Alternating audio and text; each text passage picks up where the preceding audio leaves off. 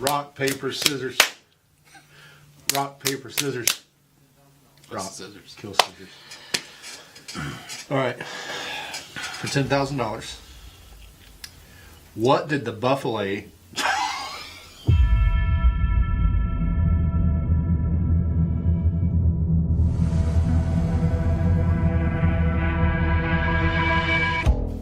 say?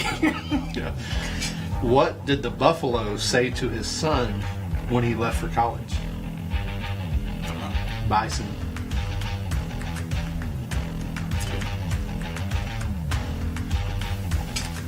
Did you hear the rumor about the butter? I'm not going to spread it. What did the police officer say to his belly button? You're under a vest. That's not even funny. Rupees. What do you call a chicken with lettuce in his eye? Chicken Caesar salad. Okay. Chicken Caesar salad. Where do you learn to make ice cream? No idea. Sunday school. That's good. What did the ocean say to the beach? It said nothing, it just waved. Why couldn't the bicycle stand up by itself? It was too tired.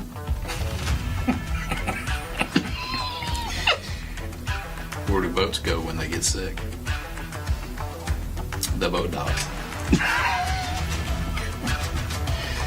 My wife said I was immature, so I told her to get out of my fort. That's pretty good.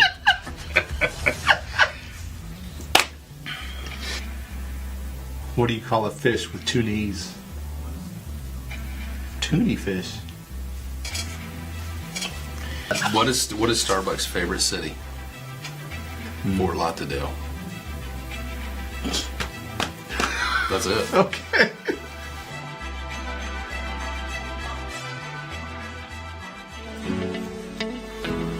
Good morning and welcome to Victory for our special Father's Day services. I'm Katie Salmon, the South Campus Victory Kids pastor. Along with Pastor John, our goal is to teach kids the way of Jesus and help them discover his amazing love and unending compassion. As part of Victory Kids, your child will go spiritually and socially through worship services and small group environments designed specifically for their ages. Each week, we provide solid teaching, authentic worship, and a loving community for early childhood through 5th grade. We also provide an opportunity for your family to continue the conversation at home through full-length preschool video services featuring Ollie the Owl and family devotions designed to deepen what we are already learning in our elementary services and to provide a time for the whole family to pray and discuss together. Both of these resources and important information about Kids Camp, upcoming theme days, and more can all be found on our Victory Kids Lakeland social media pages. Before we start today's service, we want to take a moment and acknowledge all of the fathers here today. We want you to know that we are thankful for you and we are proud of you. We know that being a dad is a gift, but it's also a tremendous responsibility, and we don't take you for granted. We know you work hard and love your families, and for all you do, we say thank you. And to honor you in a way we know you can appreciate, today's service will include some fun competitions, as well as a powerful message that will help you continue to become a father your family can count on. If you know someone that could use some encouragement, send them a text and invite them to watch the live stream, and then to be in service with you next week. And finally, if you are new to Victory, we would love to be able to keep you updated on all that is happening. Simply text the word CONNECT to the number on the screen. And if you need prayer or assistance, text the word ASSIST to 863-400-1226 or click the Need Prayer button on our website. Thank you again for being a part of today's service. And remember, you can stay up to date all week at victorylakeland.org.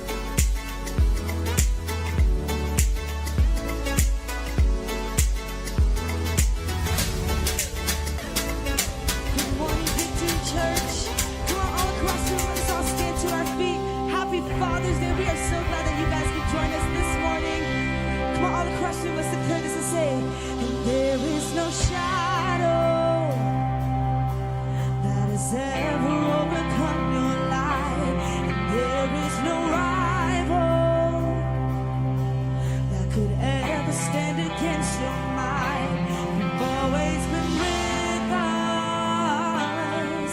Every battle you've already won. We've already won. Hands up, hey! Oh, and there is no weapon that has ever left a mark on you. And there is no army with the power to conquer truth. You've always been with us. Every battle you've already won. We've already won. Come on, let's declare this morning and say, and show me one thing you can do. Show me a mountain you can move. 'Cause he's the God of the breakthrough, and anything is possible. Oh, show me one thing that's too hard. Show me waters he can't part. 'Cause he's the God of the breakthrough, and anything is possible. It's possible. And there is a kingdom, hey, that's advancing at the speed of light. And in his kingdom, dead thing is bound to rise. Oh God, our Redeemer, He is faithful to revive. Oh, He will revive. Come on, let's shout it out and say, oh, show me one thing He can do. Show me a mountain He can move.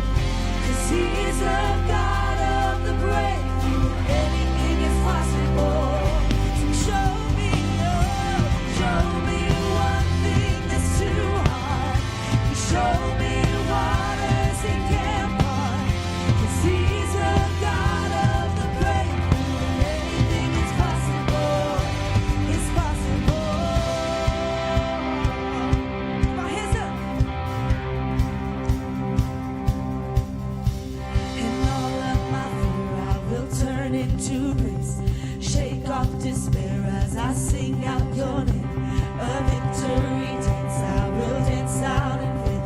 I will crush disappointment and break every chain. Oh, all of my fear I will turn into praise. Shake off despair as I sing out your name. A victory dance, I will dance out in faith. I will crush disappointment and break every chain. Oh, all of my fear I will turn into praise.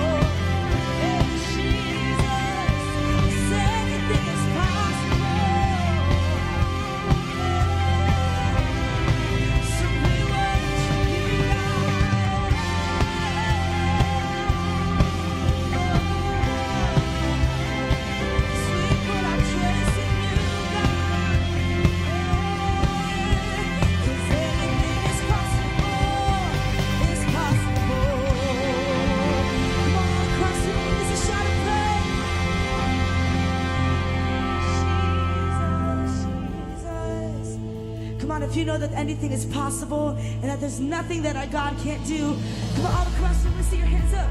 Hey!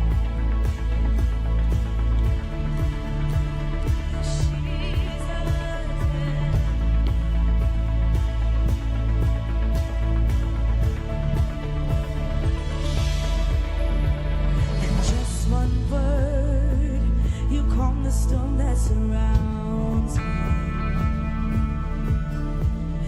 Just one word, the darkness has to retreat. Come on, sing just one touch, just one touch.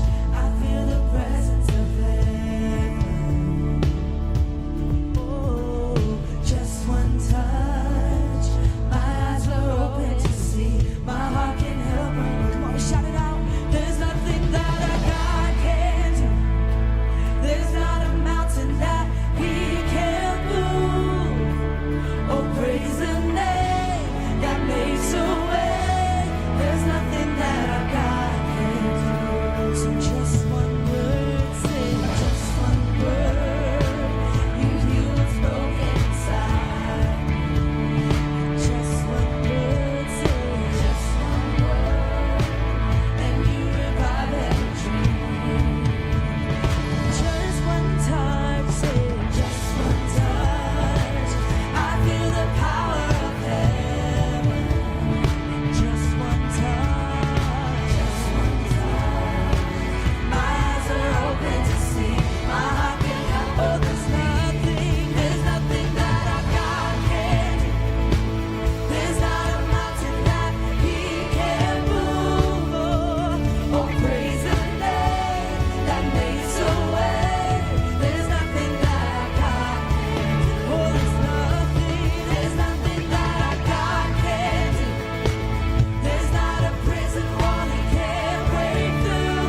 Oh, praise the name that makes a way. There's nothing that our God can do.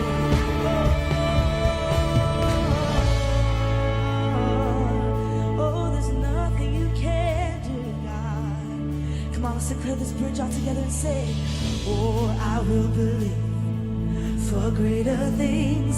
There's no power like the power of Jesus. Let faith arise, let all agree.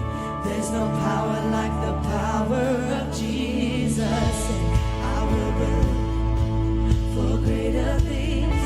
There's no power like the power of Jesus. Oh, let faith arise, let all agree. There's no power like the power of Jesus. I will believe for greater things. There's no power like the power of Jesus. Oh, let faith arise, let all agree. There's no power like His power. There's nothing that our God can do. There's not a mountain that He can't move.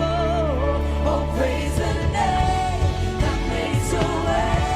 There's nothing that our God can do. Sing, there's nothing that our God can do. There's not a prison wall He can't break through. Oh, praise the name that makes a way. There's nothing that our God can do. Come on, let's sing it out and say, oh, oh, oh,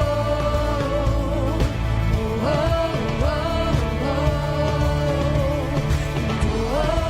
oh, there's nothing that our God can do. Sweet, you can say, there's nothing that our God can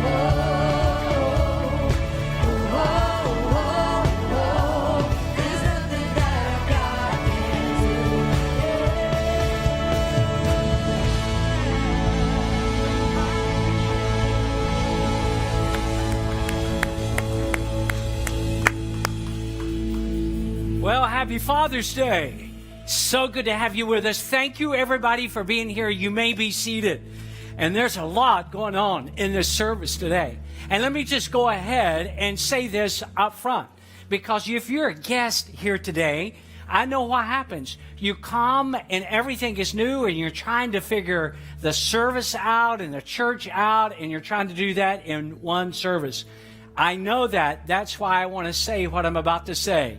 What we're about to do next is not what we normally do. But it's Father's Day, and we wanted to have some fun. And we've got some really, really good giveaways for some dads, some special prizes. But we're not just going to draw a number out of a hat or something like that. You're going to have to earn it. And it's going to be a great time. I'm so glad you're here. I'll go ahead and tell you, one of the things we're going to do is quite dangerous. Just prepare yourself for that, just saying. But it's going to be a great time. Hey, listen, I've got two really, really good friends. I've known them a long time, and they're here with us every week. By the way, they're board members at our church as well. This is Craig Roth and Tim Johnson. Will you give them a hand? They're going to explain. Guys, it's you. Well, we're starting out with a push-up contest. That's going to be the hard part. At 100 push-ups to earn the first prize. How many could do that? How many could do 100 push-ups? Just raise your hand. Pastor Jeff? 14 hands. I see 14 hands out there. Praise the Lord. That's good. No, this morning we were thinking about what could we do for Father's Day, and the Lightning are in the playoffs and all that. We thought, would it be cool to have a shootout? But nobody in here would be safe if we had a shootout, because you know how those slap shots land. So wiffle ball is what we decided, right? Exactly wiffle ball contest. So what we're going to do is we're going to have 3 dads come down. You going to pitch? I'm going to pitch. You're going to pitch. And listen, this is we're not looking for base hits, guys. This is go big or go home. You're looking for deep stadium shot, third row seats or third tier seats. So make sure you're going big on these swings. Yeah, so we have three shots for each person. Now, at the beginning, Jeff came up, and he did like a little trial deal. First was a whiff. The second one, he hit a band member. They weren't able to be up here during the worship, but the band member, they'll probably be okay. So what we need for y'all to do here in the front, those of y'all that are close here, is be real careful. Maybe block. You got glasses on, what have you, just block, because they may hit you. And we haven't taken up the offering yet, so we want to make sure you don't run out without taking up the offering. But anyway, so what are we winning? You tell them what they're winning. A pair of really nice seats, raised tickets. So a raised game in the future coming up, 2 tickets. That's a great win. So maybe a father and son go to the game. So 3 pitches and 3 guys. Yeah. So what we're going to do is when I count to 3, I'm going to need 3 guys. The first 3 guys that are down here are going to be the ones, look, you're already lining up. The first 3 guys that are down here are going to be the 3 guys that do the pitch. So, Tim, you go ahead and get ready. You get over here. And on 3, I want 3 guys to come down. We're going to do this. Hey, while we're doing this, and while we need some crowd noise and stuff, so as we're hitting, as we're doing that, let's get some clapping going on. Maybe we have a little background music. But on 3, 1, 2, don't hurt anybody when you come down, okay? Don't trample anybody, especially your wife or somebody next to you. 3, come on down. 3 guys, come on down. Don't rush. Don't rush. Come on down. We're the guys. Nobody can hit. Nobody can hit. Reggie, come on down. Jump that seat. Come on down. 3 guys. 3 guys. Okay, it's me and you, Tim.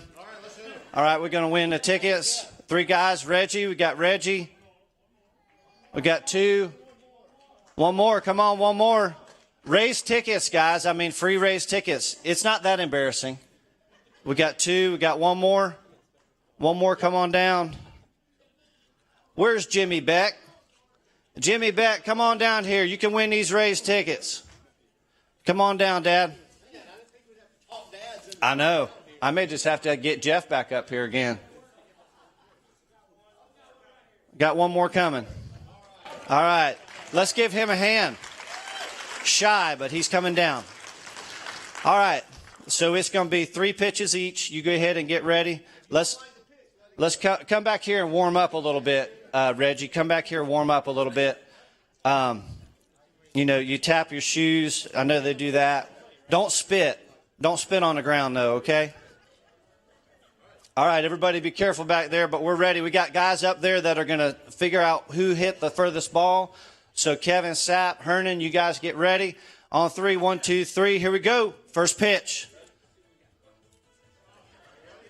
I don't know if that one counts. That's a whiff. That's a whiff. That's actually a whiff. Okay, front row, front row. There we go. There we go. I think you hit the cameraman. Woo!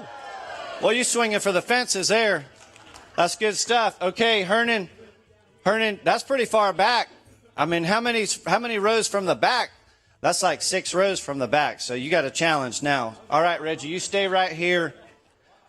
What's your name? What's your name? Brock. We got Brock up next. There we go. Oh, my goodness. Oh, my goodness. That's back. It's not quite far enough. We got to hit a little further. Don't put so much arc on it. Let's get it straight on back there. Hey, look at that. What a perfect hit. My goodness gracious. Wow. That's good stuff. All right, one more chance to hit the back wall. All right, good job. Good job, Brock. All right, you probably wish it was lightning tickets, don't you? All right, here we go. Oh, all right, no more pitches. No more pitch. No, you don't have to take that one.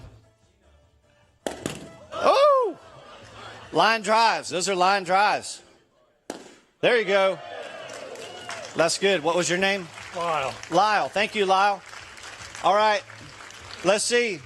Was Reggie further or Brock? Brock hit the... Brock, we're going to need you to, after the service, we're going to need to get your address, phone number, and all that information. We'll get that after the service. And you got 2 tickets to the Rays game. Give him a hand. Way to go. Woo! All right. Herning, if you can come down here. We got another contest. Now, guys, don't hold me up on this because we got another contest. This is going to be a little easier. It's not going to involve as much skill as hitting a wiffle ball, but it will be challenging. So we got 2 grills right here. Kevin, if you could bring the other grill over here, or Hernan, one of y'all. Thank you guys so much for helping out. We got 2 grills, and the challenge is to make a burger. We got all the condiments. I mean, it is pretty easy. Yeah. We did cook the hamburgers ahead of time. We did touch them. We handled them. We don't have the gloves and all that. But anyway, so we got tomatoes, onions, pickles, all kinds of stuff, and we're going to need 2 dads to make a hamburger. Now that seems pretty easy. Yeah. I mean, you guys should be able to do this with your eyes closed. Right. Don't you think? Do they win anything? Oh yeah, they're winning these grills right here. I mean, everybody wants a grill. So this first service, we're giving away a grill. So one of these 2 guys wins that grill. So Kevin told me he didn't want to judge this one. He wanted to be a participant. So I need 2 guys, and on the count of 3, when 2 guys get down here, and don't be like the last guys hesitating so long because you know this is easy. Come on down, 2 guys on 3. 1, 2. Let's get some applause going. 3. All right, come on down. 2 guys, come on down. 2 guys. Kevin, come on, hurry up. You're gonna miss it. All right, we got Kevin. Jeremy. All right, Jeremy. Jeremy, have you ever made a burger before? 1 or 2. I know Kevin has. Kevin, his specialty is making all kinds of meats on the grill. So what we gonna Well, I mentioned that they could probably do it with their eyes closed. You think they ought to do it with their eyes closed? I think they should. What do y'all think? Eyes closed? All right, we're going to do better than that. We got a blindfold for them. We're going to have them go ahead and put that blindfold on. And make sure, guys, it covers your eyes. We don't want anybody cheating. And Hernan and Tim and I are going to be the judge of who's got the best burger. Now, they got 30 seconds. We're not going to taste it. We're not going to taste it, but in order to win the grill, you got to eat the burger in order to win the grill. I'm just kidding. All right. So So we're gonna have 30 seconds. Do we have a countdown, like a clock or a timer that we're gonna have up here? No. Okay. Well, I see a clock right there that's ticking, and we got basically 39 seconds left. So what we're gonna do is we're gonna have you guys blindfold. You got the buns, you got all the stuff right there. You make the best burger you can in 30 seconds. Whoever does the best gonna win the grill. Hernan's got the timer. All right, y'all ready? Put the blindfolds down. On 3, 1, 2, 3. Start. All right, we got 28 seconds. All right, come on. Come on, you got it. Now, we got ketchup, mustard, some of the things. You know, we didn't take the lid off that. We didn't take the lid off. Hey, Tim, can you take the lid deal off there? Hey, Hernan, can you take the lid deal off there? I know we were trying to make it funny, but we didn't even take the lid thing off. When you prepare a burger at home, you may not do it quite like this. You may not do it quite like this. We're going to give them an extra 10 seconds because they haven't even gotten the mustard on. Another 10 seconds. Does anybody like, oh my goodness, did you make it on the bun or did you make it on a slide? All right. I'm going to count down with me. 10, 9, 8, 7, 6, 5, 4, 3, 2, 1. All right, back away from the grill, guys. Back away from the grill. I'm not really sure what you made there, Kevin. I'm not really sure what you made. He made it on a side. Well, wasn't that funny? I mean, you got... Look at your creation here. Look at your creation. Isn't that beautiful? Now, would you serve that to anybody? Oh. All right, guys, stand back. Let's see who's got the best hamburger here, and we're gonna confer with each other. It's not gonna be up to one person. Does he have all the condiments? If it were a condiment contest, I know who would have won. Yeah. But condiments. All right, give us just a minute.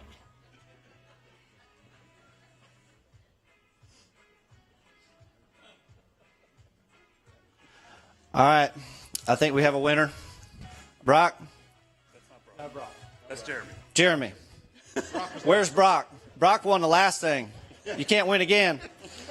Jeremy, we think you're the winner. The one thing that so you're going to win this grill, you're going to take this grill home. The one thing we would suggest next time is that you prepare your lettuce just a little bit better so it doesn't come outside the bun so much. When you doing your burger over here, you can't keep wiping stuff off on the grill. And doing this kind of thing while you're making a burger, that doesn't help you. So guys, let's give these guys a hand. Great job. Great job. You take the grill home with you after the service. We'll have it right out back here. So thank you guys so much. Thank you all so much. Kevin, if you come back down here, we got one more thing. Kevin, I'll let you participate in this a little bit. You know, Pastor Jeff, he's a great father, you know, and great pawpaw. And he's talked so much about different things that he does and that he enjoys and that he appreciates. And so Kevin went, and I got to say, one of the kindest fathers, one of the kindest pawpaws. And so today we've got a little gift for you. You've been talking about these kind bars. Oh, yeah. And frozen kind bars. Yeah. We got dark chocolate peanut butter. Oh, man. We got dark chocolate sea salt. And today's a cheat day for you. Yeah, sure. So Sundays. you can eat a box of them today. So we just wanted, and Kevin was so kind to go out and find them. He had to go to all kinds of Targets to find them. Are you serious? If you folks want to get any of these kind bars for Dad, they're not available here in the Lakeland They're stores. sold We out. bought the only 2 boxes they had left. So, all right. Thank you, Pastor you, Jeff. guys. Hey, Thank you, we want to Kevin. give you something. I So, appreciate it, man. all right. I get a hug too. you're a All right, great man. job. Good job. Well, thanks for letting us do that, Jeff. Oh, did you guys enjoy that? Wow, we gave away some great gifts, race tickets, and a nice grill. And I understand we're going to do that again at 11 o'clock. So I'm not encouraging you to hang around till 11. I'm just announcing. Well, listen, we didn't want anybody to leave empty-handed today. So, dads, for all of our dads, when you leave the service, at the end of the service, out at the table, normally where the information area would be, we've got 3 different flavors of some gourmet barbecue sauce. We wish that we had enough that you could get all 3, but just pick one, your favorite. You see on the screen there. And they're all good. I've sampled them all, and they are all good. You cannot go wrong. It's just which of the 3 you want. And so, Dad, on the way out, please pick up one on your way out. We want you to have something to take with you. And again, happy Father's Day to you. Can we give all of our dads a hand? Can we do it? I'm so glad you're with us today. I'm really excited about the remainder of our time together. I want to say to all of our guests, thank you for coming out. And this is not what we do, every week, but it went over so well, we're going to start doing this every single week. Well, maybe not, but we're glad you're with us. And if you're brand new to our church, hey, at the end of the service, come out to the Big Blue Tent. We call it Guest Central. I'm going to go out there. I would love the privilege of being able to meet you personally. I always look forward. That's one of the highlights of my Sundays, and I would really love that opportunity. By the way, if it's your first time with us, let one of our team members know, and they've got a gift that they want to give you.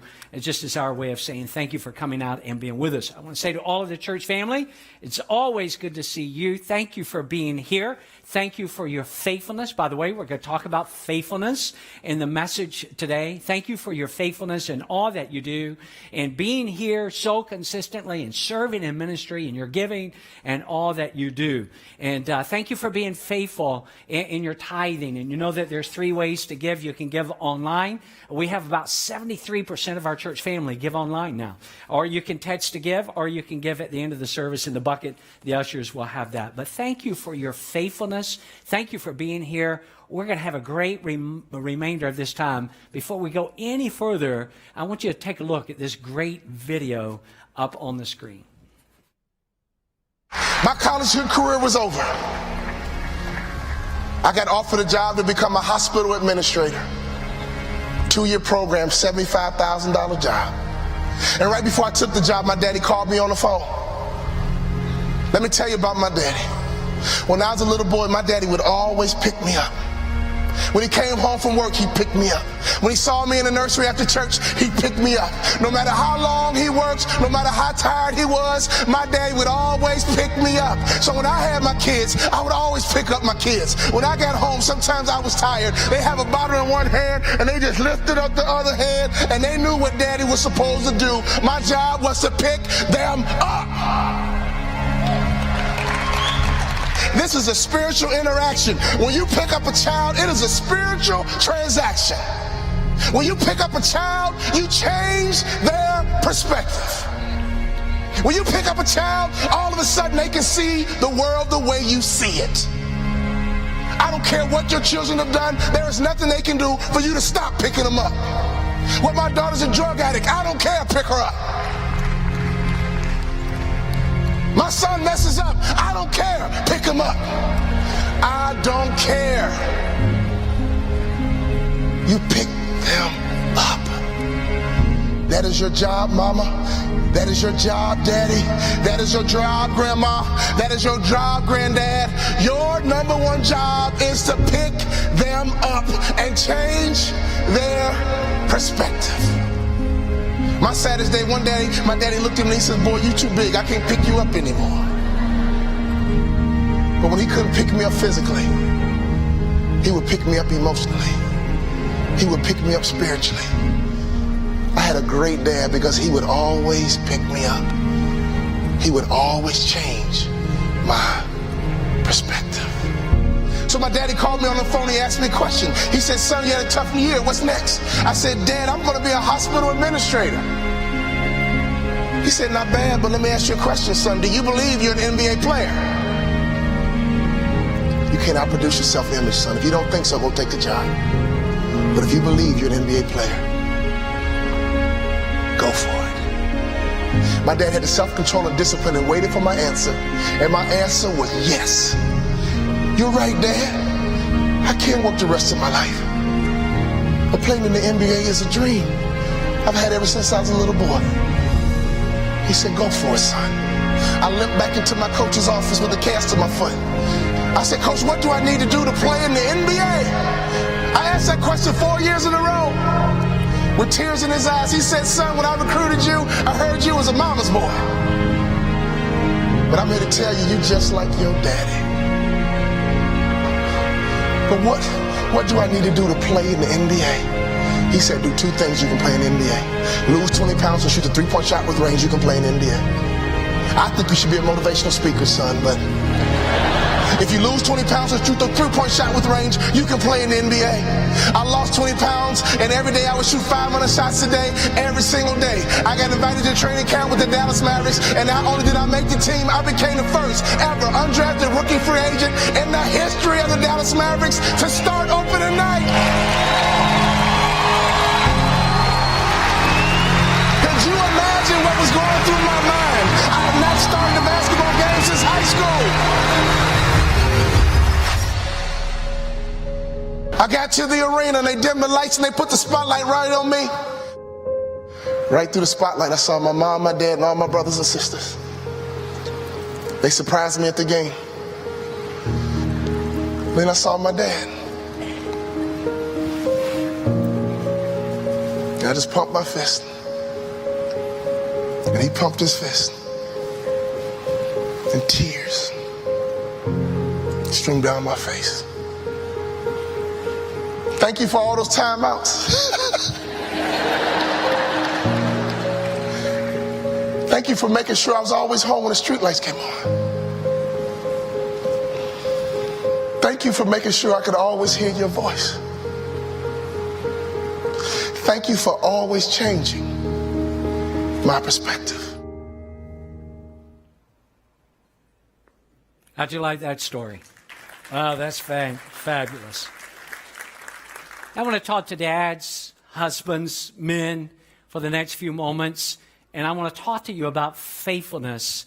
And in fact, we're going to call this message, You Can Count on Me. You can count on me. And certainly it will go, it's broader than just men, it's broader than just dads or husbands, because faithfulness is an important thing for all of us, irrespective of our age or gender or what we do. Faithfulness is not a word, actually, that we hear a whole lot anymore. I even wonder if this idea of faithfulness is as fashionable as it once was, which is all the more reason why we need to talk about it in these next few moments.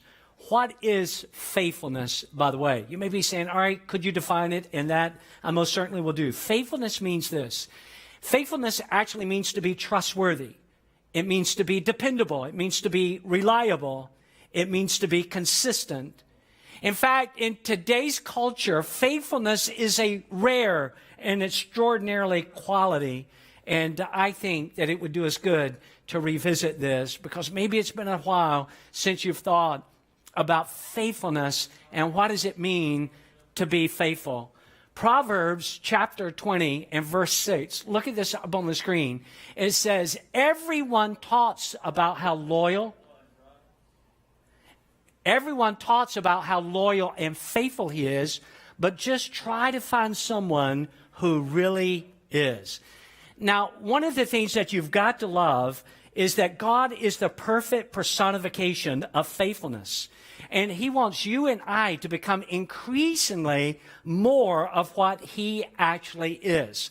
Psalm 33. I want you to look at this up here on the screen. Psalm 33, what does it say? For the word of the Lord is right and true. Then look at this highlighted portion. He is faithful in all he does. He is faithful in all he does. And the God who is faithful in every way wants you and I to be faithful as well. One of the things I want you to know, and I want you to be encouraged by this, is no matter where you currently stand in regards to faithfulness, you can definitely grow in it, and we're going to talk about that today. Furthermore, before we get into 7 things I want to give you, and I'm going to go through them rather quickly, faithfulness always beats being unfaithful. It's a unique verse. Maybe you've never noticed this verse before, but you can look it up. It is in the Bible. Look at it with me. Trusting unfaithful people when you're in trouble is like eating with a broken tooth or walking with a crippled foot. How many of you, that's not necessarily your life verse?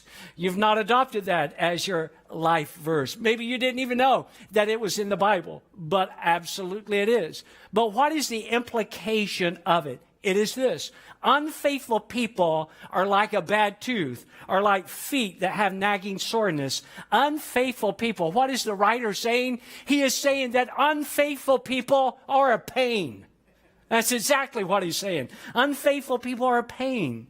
How does it feel when you're counting on someone to come through for you, and it turns out that they're unreliable, or they're inconsistent, or they're unpredictable, or they're irresponsible? This is what I want you to know in the next few moments that we have together, is that God absolutely rewards faithfulness. Let me say it again. God absolutely rewards faithfulness. And in the next 25 minutes, I want to give you 7 things about faithfulness and faithful people. What does a faithful person do? What does a reliable person do? Let me give you 7 real quick. All you note takers, you'll want to get this down. Number 1, a faithful person keeps their promises. A faithful person keeps their promises. And I've just got to ask you, how are you doing in regards to that? If you say to somebody, hey, I'll call you later, are you going to keep your promise? If you say to somebody, hey, I'm praying for you, or I will pray for you, are you really praying for them? Will you be praying for them? I'll see you soon. Does that really mean you're going to follow through and keep your promise? How about this one? The check is in the mail.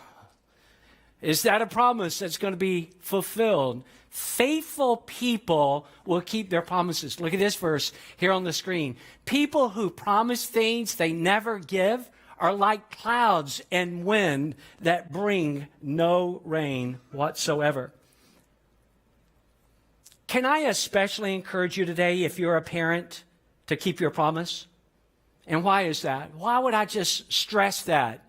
That if you're a parent of a child, especially a small child, any age child for that matter, but especially small children, and why would I encourage that so? Because your kids, my kids, your grandkids, have this uncanny, and you know this, but let me go ahead and tell it to you, have this uncanny ability to recall every promise that you've ever made to them. Even if you can't recall it, I promise they can recall it. In fact, how many of you know this? Some kids can recall promises you've never even made. But you said.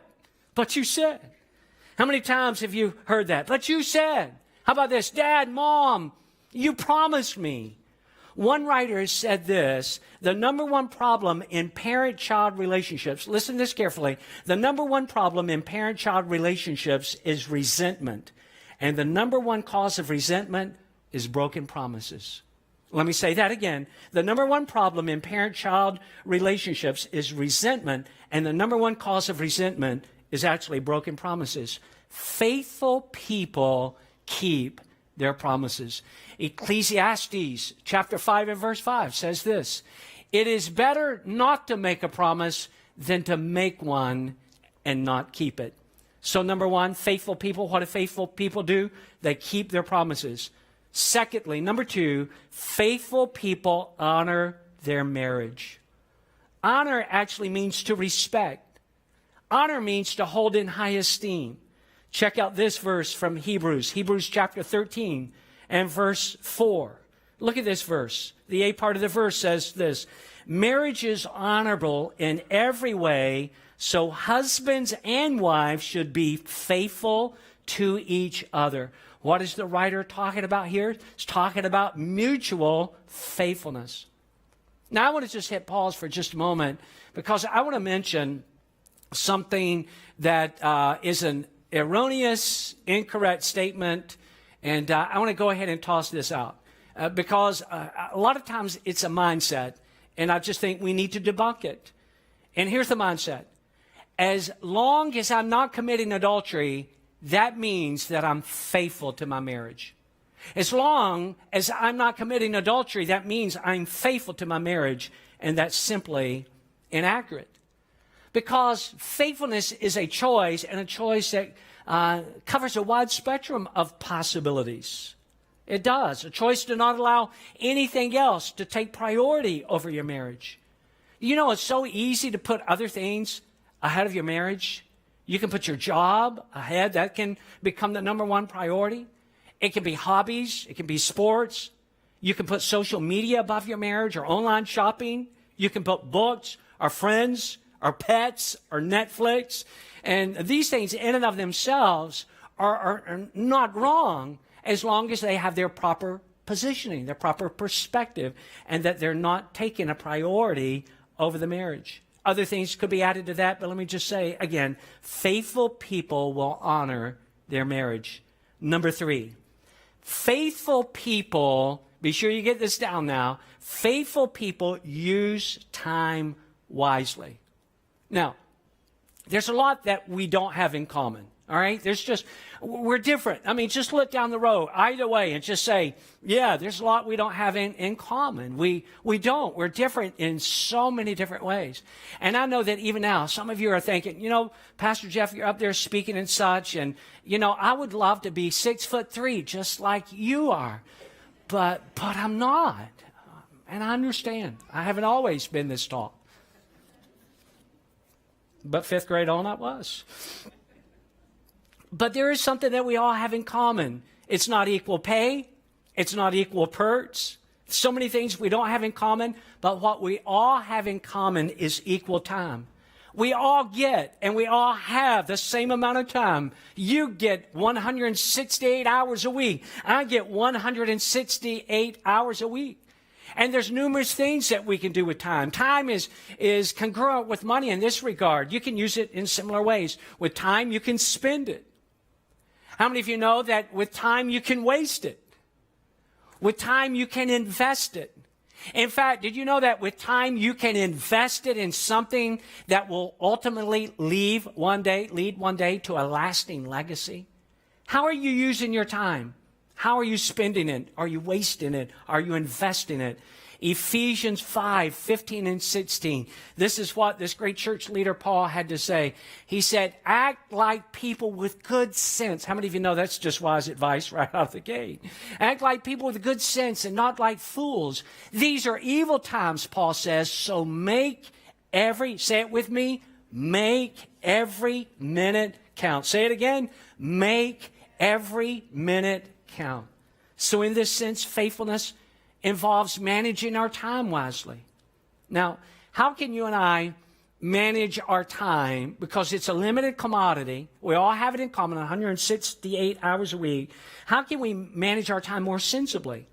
And again, I'm just giving you 7, so I've got to keep moving. But I do want to pause here long enough to mention what I believe are 2 primary time wasters. And these are things that obviously we want to eliminate from our days, from our weeks, from our months. Here's 2 time wasters. Number 1, a time waster of regret. Of regret. And this is when you and I take so much time in our mind, in our headspace, and we're just always taking time just living in the past and continually looking in the rearview mirror. And it wastes our time. It's in the past. It's done. It's forgiven. It may have not been forgotten by you, but it's been forgotten by God. And it's a time waster. Anytime you're looking in the rearview mirror and dwelling on the past, the regret and the shame, it becomes a time waster. You're just wasting time needlessly that God does not want you to waste. Don't waste your time on regrets over the past. Here's another time waster, and this time waster is worry. It is the anticipation of things that could or could not happen in the future. It is stressing out over something that has not even happened. And you don't need to do that. And I just encourage you, like Paul said, make every minute count. Use every bit of your time wisely. Don't waste your time with regret or things in the past that you can't change. And don't waste your time with worry, things that are beyond. You know what has been proven again and again? Most of the things that we worry about never happen. We worry about all kinds of things that's going to happen. I worry every year during football season that Georgia's going to win a national championship, and it doesn't happen.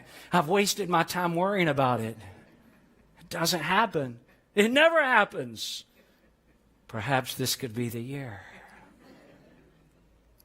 Your Heavenly Father knows you've got a crowded schedule, and He wants to help you with it. So go ahead and ask Him. Have those real conversations with God. God, what is a part of my schedule? What am I wasting time on? Is it regret? Is it worry? Is it something else?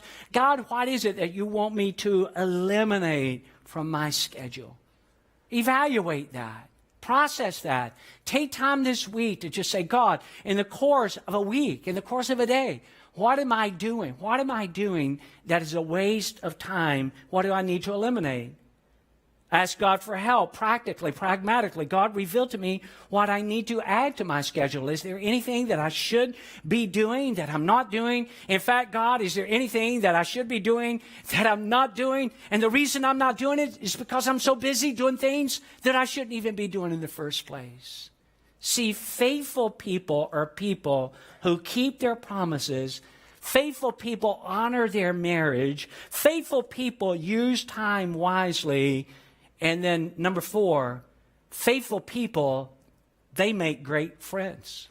If you're a faithful person, that really is a prerequisite for being a great friend. Great friends are loving. Great friends are supportive. And the reason why, they're reliable. They're consistent. If you've got a need, you know that they're going to be there to help you with it. If you ever have a crisis in your life, you know that they're going to show up. How do you know it? You know it because they are faithful friends. Proverbs 17:17 says this, and you see it on the screen. A friend loves you all the time, and a brother helps in times of trouble. It has been said that friendship, I want you to listen carefully to this, that friendship doubles our joy and divides our grief. I want you to think about that. Do you have that kind of friend? If not, I hope that you will seek to be that kind of friend or search out a friend that's just like that. Friendship doubles our joy and divides our grief. One writer says it this way, and this is so true. Listen to it.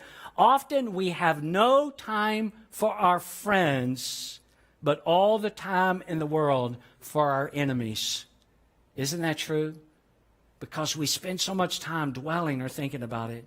See, you and I, we need great friends. That's a reality for my life. I hope it's a reality for your life as well. You need faithful people in your life. You need people that you can be honest with. You need people that you can be transparent with. You need people that if you ever have a crisis in your life, you never even question it for a moment. You know they're going to show up because they are. They're consistent. They're reliable. They're supportive. You need friends like that. But you also need to be a good friend. I run into people all the time, and it's like they're always bemoaning the fact that they don't have great friends. And depending on the nature of the relationship that I have with them and the leverage that I may have to be able to speak into their life, I will often challenge them to become the kind of friend that other people want to have. Because a lot of times, and I've seen this mindset so many times, I'm just going to sit back and wait and wait and wait and wait and wait until a good friend comes my direction. Can I just be plainly honest with you? You're going to continue to wait and wait and wait and wait because you need to be an initiator. You need to be off on the offense, not playing defense, not just waiting until somebody comes to you. Do you want to have those kind of friends, faithful friends? Well, good. Then go out and make some friendships just like that. Don't wait for people to come to you. I got a question. It's not a trick question, but if you like to hunt, and I know that we have a lot of hunters. I know I've spotted several already. If you like to hunt, just wave your hand at me like this. If you like to hunt. If you do, especially deer hunt, you're going to appreciate this story. I read it, and you know how I do by now. If I read a story and I don't laugh out loud, I just pass it by. But if I read a story and it makes me laugh out loud, eventually you're probably going to hear it. So here's one of those stories. A group of friends went deer hunting, and they paired off in twos for the day. That night, in the evening, one of the hunters returned alone, staggering under the weight of this trophy, big 8-point buck. "Where's Henry?" the others asked. "I guess Henry had a stroke of some kind. He's a couple of miles back up the trail," the hunter replied. "You mean to tell us you left Henry laying out there and carried the deer back?" they inquired. Listen to what he said. "It was a tough call, but I figured that nobody was going to steal Henry. You hunters appreciate that, I know. I know, because I tried it out on a couple of hunters this week, and they seemed to enjoy it. That's why I brought it with me today. Number 5, faithful people manages money with care. Dave Ramsey, I love Dave Ramsey. I listen to at least 2 of his podcasts every morning. Dave Ramsey says that managing money is 20% knowledge and 80% behavior. A lot of people think I can't manage money because I don't understand money. 80% behavior. It's not as complex as a lot of people want to make it. What does God do? Can I tell you exactly what God does? God entrusts you and me with money, and then he stands back and he carefully watches to see what we will do with it. You know why he does that? Listen. This is so important. It is a test of faithfulness. God says, here's what I'm going to do. I'm going to give them money, and then I'm going to watch how they handle it. And if they handle it well, I may make them a steward or a manager over even more. And so I ask you that question. Are we trustworthy managers? Are we trustworthy stewards? Take a look at this verse up on the screen. This is Luke 16:11. Jesus said, so if you've not been trustworthy in handling worldly wealth, who will trust you with true riches? That's an important statement. Have we proven? Are you doing this? Am I doing this? Are we proving that we are faithful and consistent with money? Are we diligent and reliable, consistent workers? And I'll come back to that in just a moment. I mean, are you doing something? Are you doing something to create an income? It's sort of like friends. You can't just wait, sit back and wait for that job, for that career, for that opportunity, that expanded education to come in your direction. You've got to be an initiator. You've got to be a motivator. You've got to go out and you've got to work hard. And that's a good thing. Listen, working hard is not a bad thing. How many of you know working hard is a good thing? And you're faithful and you're reliable. And then you go out and you earn an income. And then do we pay our bills on time? That's part of managing money. Are we faithful? Are we managing our bills on time? Are we paying our bills on time? Here's another thought. Are we generous with the money that God has blessed us with? Is it all about me? Every time I get money, it's me. Every time I get a raise, it's about me. It's increasing. How do I keep increasing my lifestyle more and more? And I would just encourage you to wrestle this to the ground sometime. Do you ever reach a point when enough is enough? Or you say, that's enough. But that's not our culture. The American culture is every time I get more, it's about more for me. And how do I raise this? And how do I do more of that? Listen to what Andy Stanley, a lot of you know Andy Stanley. This is what he writes in one of his books. He said, Jesus taught his followers a rather interesting definition of greed. He said that greed is the assumption that everything placed in our hands is for our consumption. Listen to that again. That greed is the assumption that everything placed in our hands is for our consumption.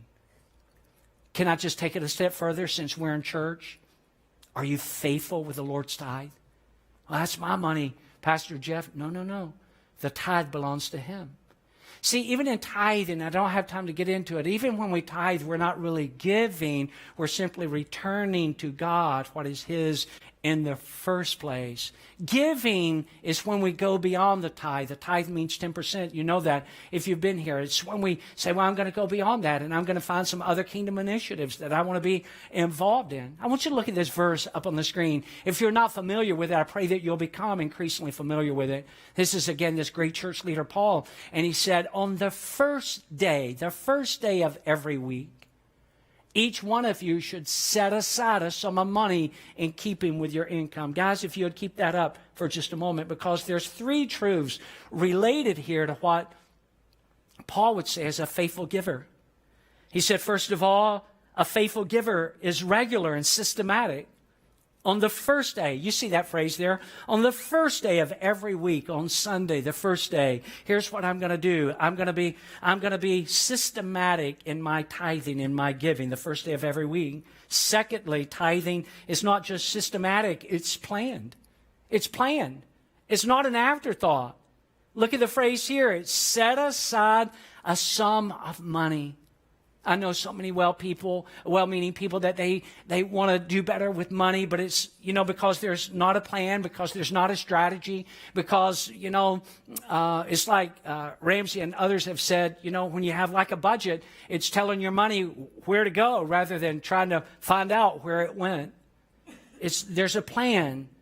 And the plan for us as serious-minded Christians is that we're going to have a strategy that God is going to be first. When I get paid, God gets paid first. God gets the tithe first. Why? It belongs to Him. I'm not really giving. I'm just returning to God what is rightfully His.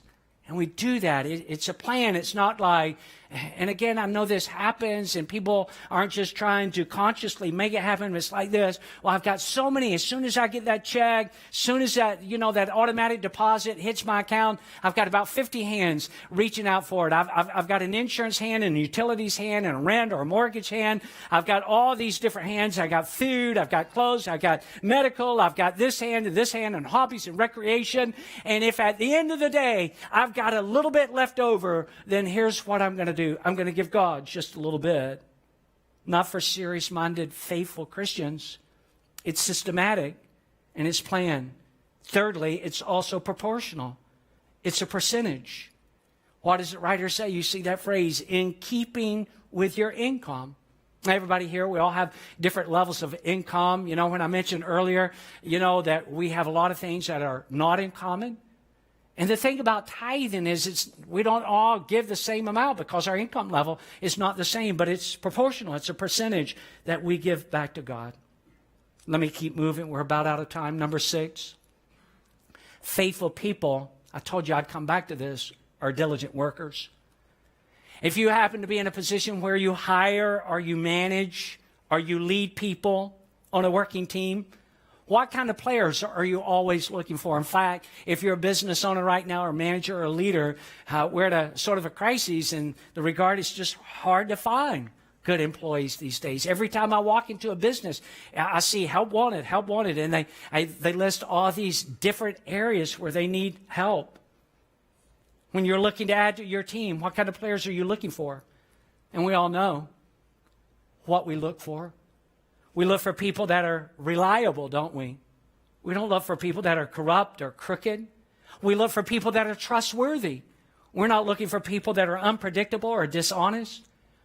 When we're looking to add to our team, we look for people that are dependable, not people that are irresponsible or disloyal. When we're adding to the team, we're looking for people that are consistent, not irrational or unreasonable. And you know what? If you're a person that you manage or steward or lead people, those are the kind of people that you're looking for. But those are the kind of people that actually all of us want to be. And part of that is, how do we handle the little things in life? See, life is largely made up of faithfully doing the little things. Let me say that again. The reality of your life and mine is largely made up of faithfully doing the little things. Let me take it even a step further, and that is that real success in life and work is a collaboration of being faithful with the little things. It's not like we just launch out and all of a sudden we do something that's big, massive, and gargantuan. No, faithfulness is I do the little things consistently and faithfully. And the longer that I do the little things consistently and faithfully, then they become the bigger things and lead to bigger success in life. That's what faithful people do. Faithful people keep their promises. Faithful people honor their marriage. Faithful people use time wisely. They make great friends. They manage money with care. Faithful people are diligent workers. Last of all, faithful people are committed to a church family. Can I just tell you today, and it's not because I'm a pastor. I felt this way long before I was ever a pastor, back in the days of my former career as a brain surgeon. God wants you to be connected to something that is much bigger than you. He really does. He wants you to belong to a church family. That's a fact. How do we know it? It's what the Bible says. If the Bible is really the God of our rule and faith and practice, Romans 12:5, look at it on the screen. So in Christ, we, though many, we form one body and each member belongs to all the others. We belong to each other. You belong to me. I belong to you. We're a family. So oftentimes, in just ministering, it's what I love about ministry. It's like people, you just walk with them through a situation and they're like, thank you, thank you, thank you. And so often I just try to say, hey, that, I appreciate your gratefulness. But listen, we're all family. That's what family does. We love each other. We're here for each other. I've often told people I've got a physical family. I've got a physical family. But I've got a spiritual family, a church family. See, you and I never get so big in life, but what? We do not need other people. We're in a daily battle. How many of you know that? We've been talking about it in this series. We'll revisit it again, seeing the invisible. There's a battle. There's spiritual warfare going on all the time. And you need to know who you can count on. You need to know that there's a faithful army that stands with you when you're in battle. You need to know that there's a faithful team that you're a part of. It matters so much. Would you stand with me as we read together our very last verse? Thank you for being here today. So glad that you came. And again, to all of you fellas, happy Father's Day. Happy Father's Day. Hope you have a great day. But I want you to read with me just before we pray, everybody, men, women, young, old, Bulldog fans and Gator fans and Knoll fans and Notre Dame fans, John 13:35. Can we all read it together? This is how everyone will recognize that you are my disciples, when they see the love that you have for each other. Our love for each other becomes a witness to the world. Jesus said the world is going to recognize that you belong to me and you belong to each other because you love, because you're faithful. Let's pray together. God, I just pray today that you would just help us to become increasingly faithful. We feel challenged today, and that's a good thing. Because especially as men, we love a good challenge. We want to conquer the next mountain. We want to climb the next hill. We want to achieve the next feat. And I pray that in all of our dreaming and all of our planning, that we would just say, God, we want to be more faithful. Help us to become consistent. Help us to become more reliable. Help us to be trustworthy. Everything that we've heard and talked about today, that we would become more faithful. And if you're here today and you're not yet a Christian, while every head is bowed and every eye is closed, and you'd say, Jeff, I want to become a Christian today, and you may not even fully understand all that means, but it's simply saying, I believe that Jesus is who he claimed to be, that Jesus is the Son of God, that he came from heaven to earth, and he went in obedience to the Father to the cross, and on the cross he died for my sins. He didn't do anything. He was completely innocent, but he shed blood so that my sins can be forgiven, and I can have a reserved spot in heaven.